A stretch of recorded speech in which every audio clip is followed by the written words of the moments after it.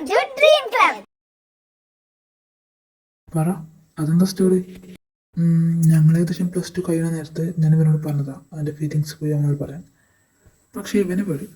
ഇവനുള്ള അതേ ഫീലിങ്സ് തന്നെ ധ്രുവക്ക് ഇങ്ങോട്ടും ഉണ്ടാകുന്നില്ലല്ലോ. അവൻ സ്ട്രിക്റ്റ് ആണെങ്കിലോ. അവസാനം ഞങ്ങൾ +2 കഴിഞ്ഞ ഡിഗ്രിയൊക്കെ ഒരു കോളേജിൽ ചേർന്നു. ജെനിയാണ് ഞങ്ങളുടെ കൂടെ തന്നെയാണ് ചേർന്നത്. ഞാൻ ഇടയ്ക്ക് ചോദിക്കാറില്ലേ ജെനിയായിട്ടെന്ന് നിങ്ങൾക്ക് ഇത്ര ബോണ്ടെന്ന്. അവൻ്റെ ഒരു അങ്കിളിനെ പറ്റി പറയാറില്ല ഞാൻ ഇടയ്ക്ക്. ആ അങ്കിളിൻ്റെ മോളായി ജെനി. ഞങ്ങളെല്ലാവരും ഒരുമിച്ച് അവിടെ ചേർന്ന്.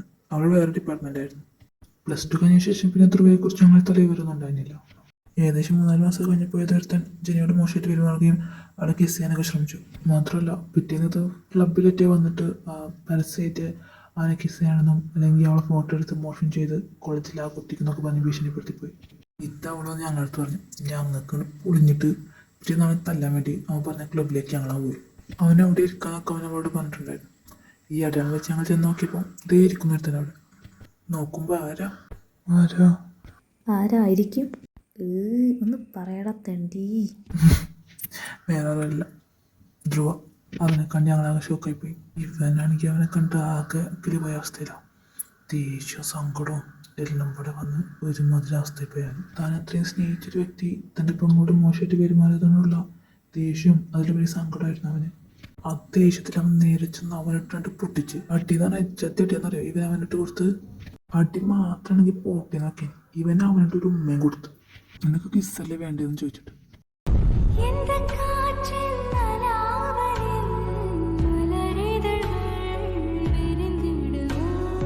കിസ്സ?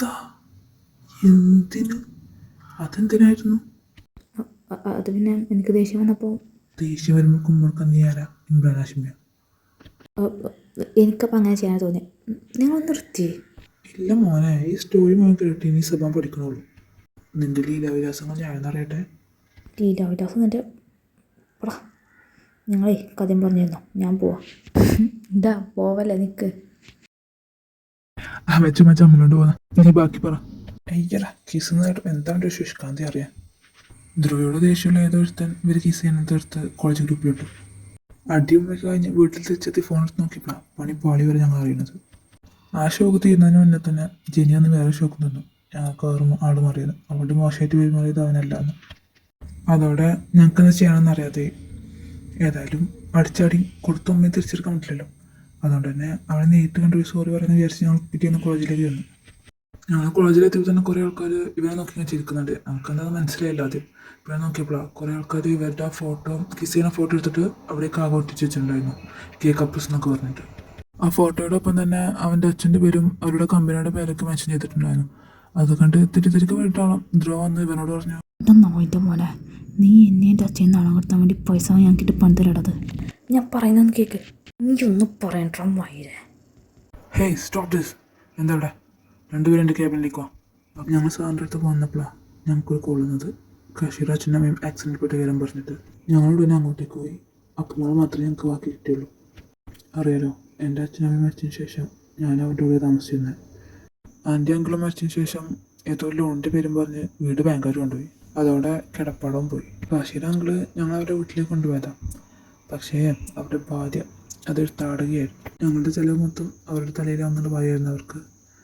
ഞങ്ങൾ പഠിപ്പൊക്കെ നിർത്തിച്ചു. അന്ന് അങ്കിൾ ഉണ്ടായിരുന്നില്ല വീട്ടിൽ. പഠിപ്പ് നിർത്തിച്ചൊന്നും ഞങ്ങൾക്ക് വലിയ പ്രശ്നമായിരുന്നില്ല. കിടക്കാനൊരു വീടുണ്ടല്ലോ എന്നുള്ള സമാധാനമായിരുന്നു. പക്ഷേ ഒരു ദിവസം അവർ അപ്പമ്മോളം അടിക്കുന്നുണ്ട്. ഞാൻ ചെന്ന് ചൂടായി. അതോടെ എനിക്കും കിട്ടി ഒരടി. അത് കണ്ട കാശി വന്നത്. അവനൊന്നും പറഞ്ഞില്ല. ബാങ്കെടുത്ത് ഇറങ്ങാൻ പറഞ്ഞു. അന്ന് ഇറങ്ങിയത് ഞങ്ങൾ വന്ന് പിന്നെയും ഞങ്ങൾ അങ്ങോട്ട് വിളിച്ചതോ. അപ്പോൾ അവനെന്താ പറഞ്ഞെന്നറിയാം? അങ്കിൾ, എൻ്റെ ജീവിതത്തിൽ എനിക്ക് എൻ്റെ അപ്പമോളും എൻ്റെ അച്ഛനും മാത്രമേ ഉള്ളൂ. അവരെ തല്ലുന്ന കണ്ട് എപ്പോഴും എനിക്ക് നോക്കിക്കാൻ പറ്റുന്നില്ല. ഞങ്ങൾ സന്തോഷമായിട്ടിരിക്കാനാണ് ഞങ്ങൾ ആഗ്രഹിക്കുന്നെങ്കിൽ ഇനി അങ്ങോട്ട് ഞങ്ങൾ വിളിക്കരുത്. അതോടെ പിന്നെ അങ്കിൾ വിളി നിർത്തി. അപ്പമോളെ ഒരു ഓർഫനേജിൽ ചേർത്തു. വീട്ടിലേക്ക് വിളിച്ചില്ലെങ്കിലും അദ്ദേഹം ഞങ്ങൾക്ക് ഇവിടെ അഡ്മിഷൻ എടുത്തു തന്നു. അപ്പമോളെ പഠിപ്പിച്ചു. ഒരുപാട് സഹായം അദ്ദേഹം ഞങ്ങൾക്ക് വേണ്ടി ചെയ്യുന്നുണ്ട്. അതെന്ന് വെച്ചിട്ട് അങ്കിളിനെ ബുദ്ധിമുട്ടിക്കുന്നത്. അതുകൊണ്ട് അത്രയും പെട്ടെന്ന് ഞങ്ങൾക്കൊരു ജോലി ആവശ്യമായിട്ടുള്ളത്.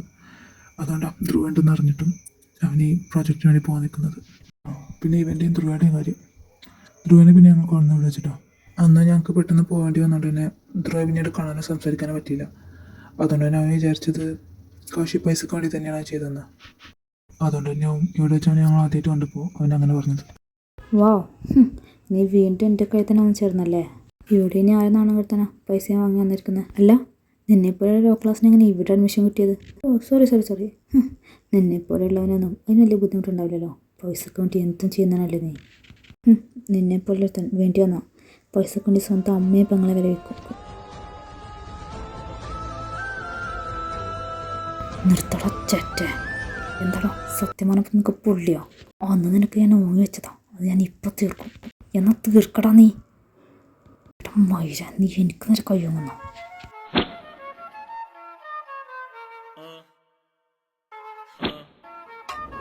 കാശ് നല്ല ഫ്രസ്ട്രേഷനിലായിരുന്നു അന്ന്. അതുകൊണ്ട് തന്നെ ധ്രുവ അങ്ങനെയൊക്കെ പറഞ്ഞപ്പോൾ നല്ല ദേഷ്യമാണ് അവൻ അങ്ങനെ പ്രതികരിച്ചത്. അന്ന് തൊട്ട് തുടങ്ങിയ അടിയായി തമ്മിൽ ഇതുവരെ തോന്നിട്ടില്ല. ഇപ്പൊ മനസ്സിലായല്ലോ എന്താവും തമ്മിലുള്ള പ്രശ്നമെന്ന്. ഇനി നടക്ക്, ഇപ്പൊ തന്നെ ഒരുപാട് വൈകി മോനെ. ക്ലാസ് തീരുന്നതിന് മുന്നെങ്കിലും ക്ലാസ്സിൽ കയറാൻ നോക്കാം. വാ. ശരിയാ, അങ്ങനെയൊന്നും ഉണ്ടല്ലോ അല്ലേ. വാ ക്ലാസ് കയറാം.